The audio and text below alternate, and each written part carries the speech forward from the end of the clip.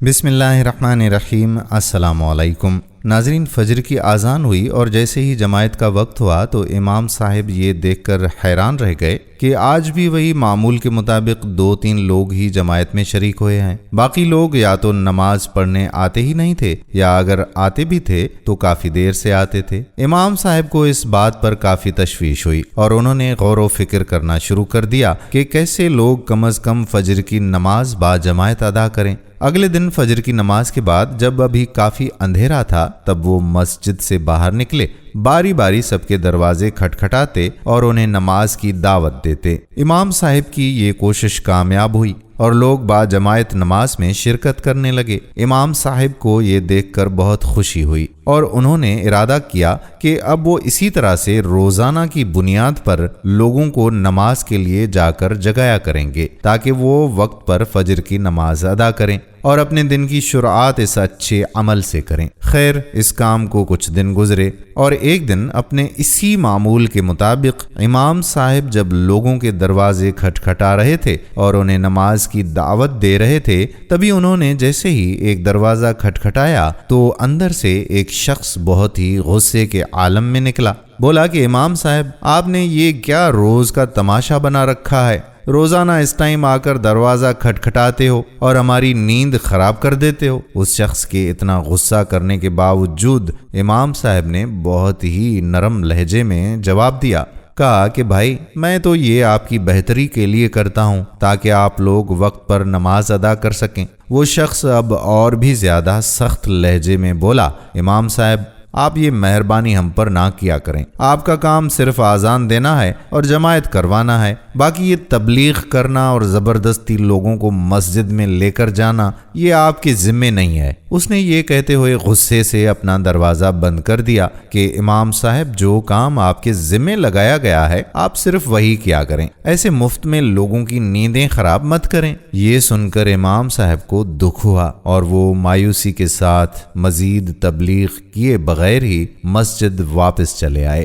اب جب با جماعت نماز کا وقت ہوا تو پہلے کی طرح صرف 2-3 لوگ ہی مسجد میں موجود تھے۔ جب جماعت ختم ہوئی تو مسجد کے متولی نے امام صاحب سے پوچھا کہ امام صاحب، بات کیا ہے؟ آج لوگ نماز کے لیے نہیں آئے ہیں، کیا آپ نے آج انہیں جگایا نہیں تھا؟ تب امام صاحب نے انہیں سارا قصہ کہہ سنایا کہ کیسے آج جب وہ صبح لوگوں کو نماز کے لیے جگانے گئے تو ایک شخص بہت ہی بدتمیزی کے ساتھ پیش آیا اور انہیں کہا کہ صرف وہ اپنے کام سے کام رکھیں۔ یہ سن کر متولی صاحب کو بہت غصہ آیا اور وہ وہیں بیٹھ کر لوگوں کے آنے کا انتظار کرنے لگے۔ اب آہستہ آہستہ سب لوگ نماز کے لیے آنے لگے اور ہر کوئی امام صاحب سے یہی شکوہ کرنے لگا کہ آج انہوں نے انہیں نیند سے بیدار ہی نہیں کیا، جس کی وجہ سے وہ باجماعت نماز ادا کرنے سے رہ گئے۔ اتنے میں وہ شخص بھی آخر آ گیا جس نے امام صاحب سے بدتمیزی کی تھی اور اپنی نماز ادا کرنے لگا۔ جیسے ہی وہ نماز ادا کر چکا تو متولی صاحب نے سب کو اپنی طرف متوجہ کیا، خاص کر کے اس شخص کو سناتے ہوئے کہنے لگے کہ آج ہمارے امام صاحب جب نماز کے لیے آپ لوگوں کو اٹھانے گئے تو آپ میں سے کسی نے ان کے ساتھ بدتمیزی کی ہے۔ میں اس کا نام تو نہیں لوں گا، صرف آپ کو یہ بتانا چاہتا ہوں کہ آج کے بعد امام صاحب صرف اذان دیں گے اور نماز کروائیں گے، کیونکہ کچھ لوگوں کو اعتراض ہے کہ امام صاحب لوگوں کی نیندیں خراب کر دیتے ہیں۔ اس لیے اب سے ہم نے یہ فیصلہ کر لیا ہے کہ آج کے بعد امام صاحب نہ تو کسی کا نکاح پڑھائیں گے اور نہ ہی جنازہ، وہ صرف مسجد کی حد تک ہی محدود رہیں گے۔ یہ سنتے ہی سب لوگ بول اٹھے کہ آپ یہ کیسی بہکی بہکی باتیں کر رہے ہیں؟ اگر امام صاحب ہمارے نکاح اور ہمارے جنازے نہیں پڑھائیں گے تو پھر اور کون پڑھائے گا؟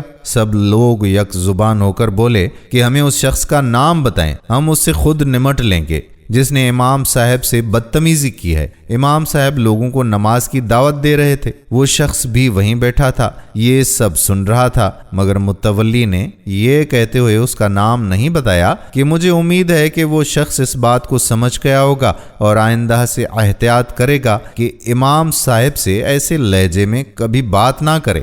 جس طرح آج اس نے کی ہے۔ یہ سن کر وہ شخص اس بات کی اہمیت کو آخر سمجھ گیا اور اس سے اپنی غلطی کا بہت زیادہ احساس بھی ہونے لگا۔ دوستو، امام مسجد کا کام صرف مسجد کے اندر نماز پڑھانا نہیں ہوتا، بلکہ لوگوں کو نماز کی تبلیغ کرنا بھی ہوتا ہے۔ اگر امام مسجد آپ کے گھر جا کر آپ کو نماز کی تبلیغ کرے تو آپ ان کے ساتھ حسن سلوک سے پیش آیا کریں، نہ کہ بدتمیزی کے ساتھ پیش آئیں۔ ہم امید کرتے ہیں کہ یہ اصلاحی ویڈیو آپ کو ضرور پسند آئی ہوگی۔ دوسرے لوگوں کی اصلاح کے لیے یہ ویڈیو ان کے ساتھ شیئر ضرور کیجیے۔ آنے والی ویڈیو تک اپنے میزبان قادر بخش کلہوڑو کو اجازت دیجیے۔ اللہ حافظ۔